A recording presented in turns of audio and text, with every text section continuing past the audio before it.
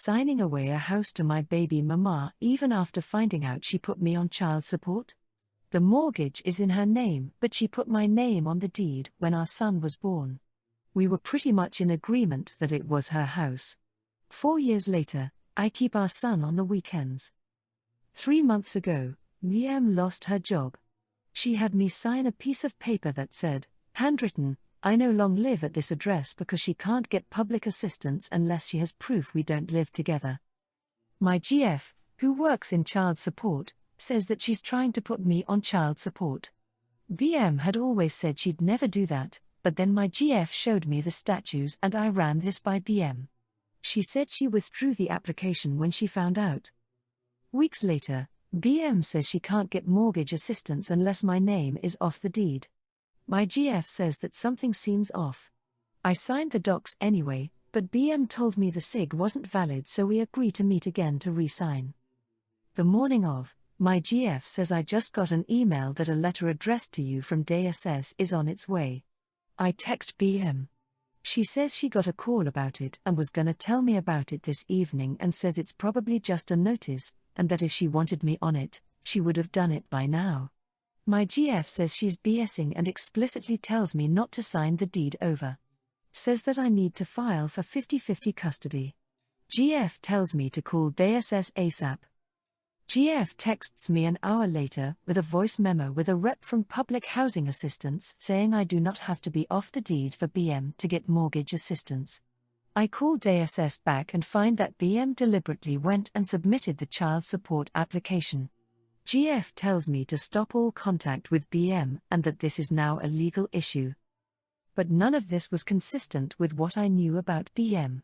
I called BM and she admitted to everything, but said she didn't know about not having to have me off the deed. She said she is only using public assistance until next week, and then she is revoking the child support case. None of that explained why she had to have me off the deed nor why she deliberately put in a child support application. I stated that because I don't need to be off the deed, I will wait to sign it over.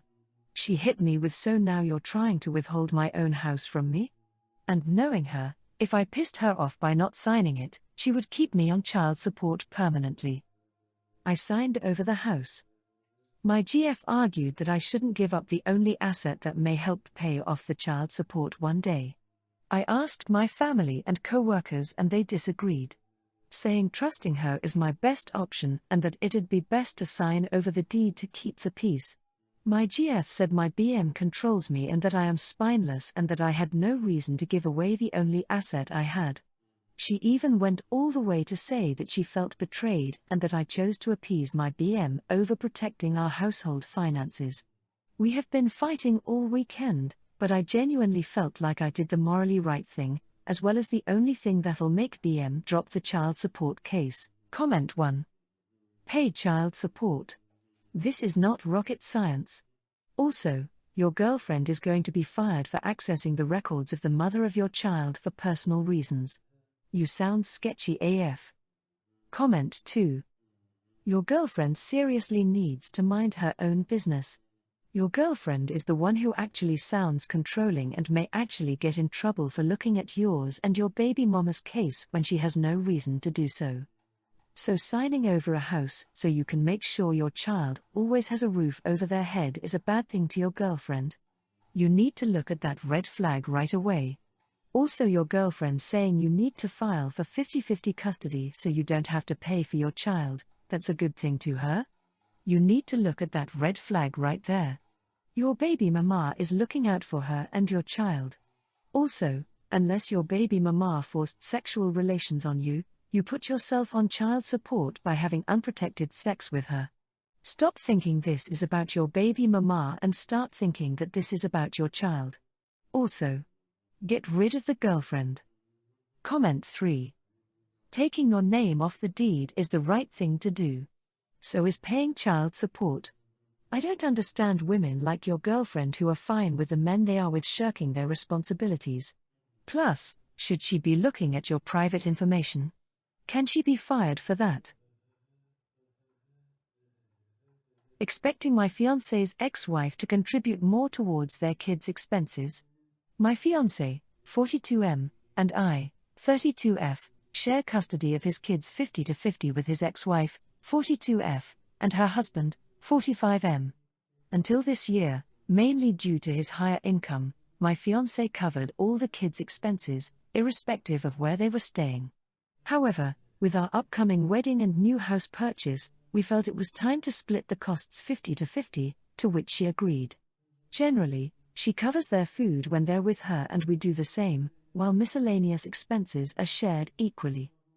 A few months ago, when one of the kids lost her phone, the ex-wife said she couldn't afford a replacement, so we covered it. It's worth noting that the ex-wife and her husband lead a comfortable lifestyle, taking at least 2 vacations a year and owning a spacious and expensive apartment. Yet, for substantial kids' expenses like trips, it seems we usually foot the bill. Recently, a situation arose. One of the kids needed a winter jacket. She told my fiancé she could only afford a second-hand one. While we were shopping, the kid casually mentioned a $1,500 jacket, saying that his mom and stepdad had recently bought identical ones for themselves. My fiancé was understandably upset. It seemed unfair that she was unwilling to contribute any money for her kid's jacket but could spend $1,500 on one for herself. She responded that she had asked her sister for the money to buy the jacket. I don't think that's the case. Regardless of her justification, I believe she should contribute proportionally for the kids. We bought a $500 jacket and asked her to cover $150 $200. She declined, offering only $50, and accused us of being unreasonable. Edit: I want to clarify that there's nothing wrong with second-hand shopping. However, the way she approached it implied that we should purchase a new winter jacket for the kid. In addition, the kid rarely shops throughout the year and isn't fond of second-hand shopping, unlike his brother who enjoys it. She conveyed that to meet his preferences, second-hand wasn't an option. We didn't confront her about her recent pricey purchase. Instead, we just mentioned, we bought a $500 jacket, could you contribute $150 $200? She responded that she could only give $50. That's when my fiancé brought up her $1,500 jacket, to which she claimed her sister had funded it and that she also occasionally splurges on herself. Comment 1. NTA for expecting equal contributions on things that are agreed upon. That being said, a $500 jacket? There is no way I would contribute to that at all. The agreement, or at least what Mom offered, was a second-hand jacket or a reasonably priced jacket. It doesn't really matter what the adults buy for themselves in this scenario because this is either a child who is going to grow out of such a ridiculously priced item or a teenager who, if they want a luxury item, can contribute to such an item themselves. The phone thing? I wouldn't have replaced it at all. Again, if this is a teenager and they lost their phone, then they can do something to contribute to the cost of a new phone. Comment 2. There should be a court order in place regarding these things. I am surprised she agreed to 50-50 with your fiancé making more when she could easily go after him for child support. Switching to YTA based on OP's response to comments. Additionally, there is absolutely no reason to spend $500 on an item of clothing for someone who is still growing. My nice ski jacket was about half that, so I don't know what kind of jacket you bought, but that is ridiculous. Comment 3. YTA. It seems like you choose to buy the kid a $500 jacket because you were being petty about the $1,500 jacket she had. Yes, things should be split 50-50, but what they do at their house and what they buy has nothing to do with you. Not putting my boyfriend on the deed of my house? My boyfriend of 4 years asked to buy in to be joint owner of my home. I am a single mom of 2 boys and breast cancer survivor. We met while I was taking radiation. He moved in pretty quickly after we met and I thought this guy was the one. We seemed to have the same goals and he seemed interested in helping me and I was interested in making a home for him. Fast forward to Thanksgiving when he proceeds to cuss my father out. I wasn't there for the exchange but defended him and essentially chose him over my parents. I am an only child and my parents are the mortgagee of my home which was built my grandfather. I told him no, that it wasn't possible for him to be on the deed even if I wanted him to be. My parents would never sign off considering the bad blood, but I was still eager to make this his home. When he moved in, he said he would pay rent and utilities. I never received rent, and only until the last 3 months has he paid half if the utilities. He did pay a gas bill that comes due every 3 months or so. He also did help with a few repairs to the bathroom and plumbing. Since he's been here, there's been a roof replaced and an HVAC replacement that he has not contributed to. I get it, he thinks as a non-owner, it's not his problem. So while I have incurred debt, he has been paying off credit cards, over $10,000, and making double and triple payments on his vehicle.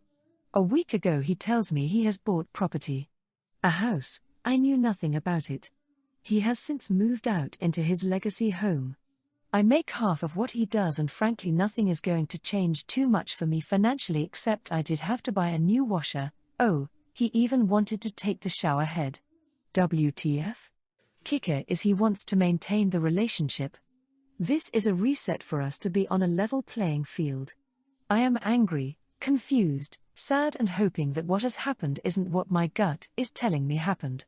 Please be kind, I already feel foolish enough. Comment 1. NTA, your gut is right and you're smart not to try to put him on the deed. It's a shame he's like this, but don't fall into the trap of staying with him because of the 4 years. Just let him go and consider yourself lucky you didn't marry or have kids with him. Comment 2. NTA. I bought a house with someone I wasn't yet married to. We broke up, and it wasn't a simple okay we are done. Lawyers, refinance, buy out UC. His family had dollar, and I did not. You have children to protect and yourself. The best move you can make is continue to keep your asset yours and your kids. Comment 3.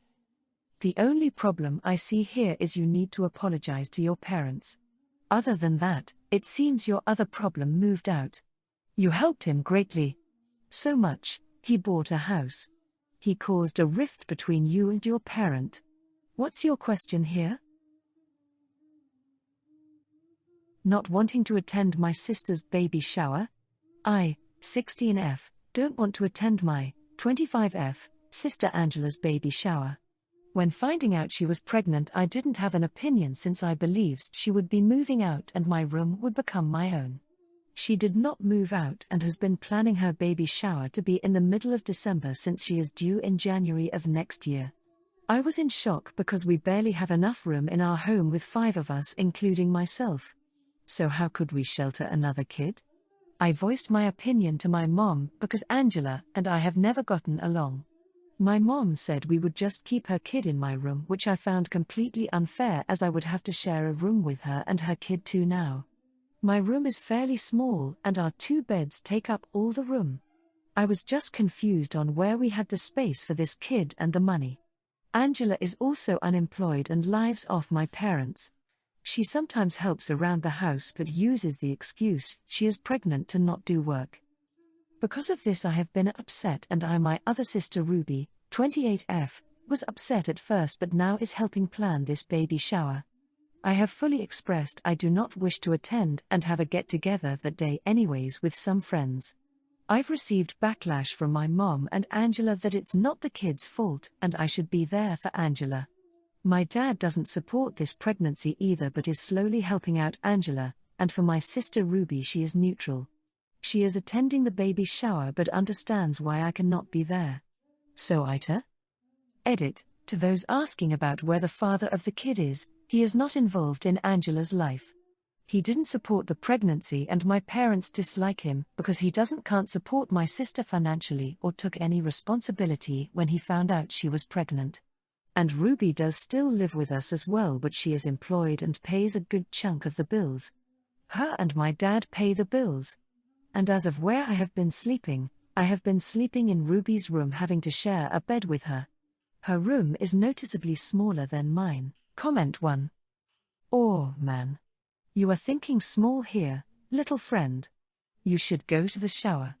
You should tell everyone what the living arrangements are gonna be and how you're so worried about where the baby's new stuff is gonna go. You should air your sister's dirty laundry all over that party. Get that auntie shame working for you lol. NTA. It's not your room, it's hers now and she's gonna force you out.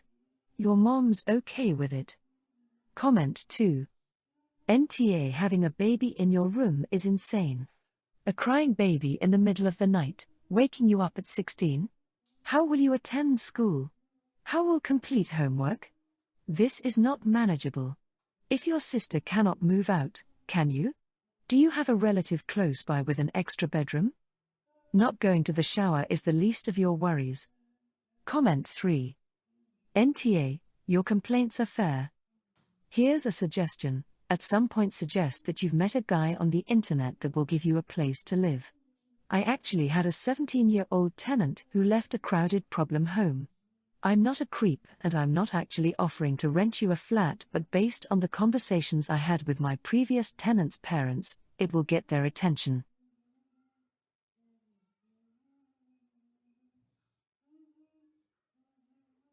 Making my oldest pay back a $3,000 dress she ruined.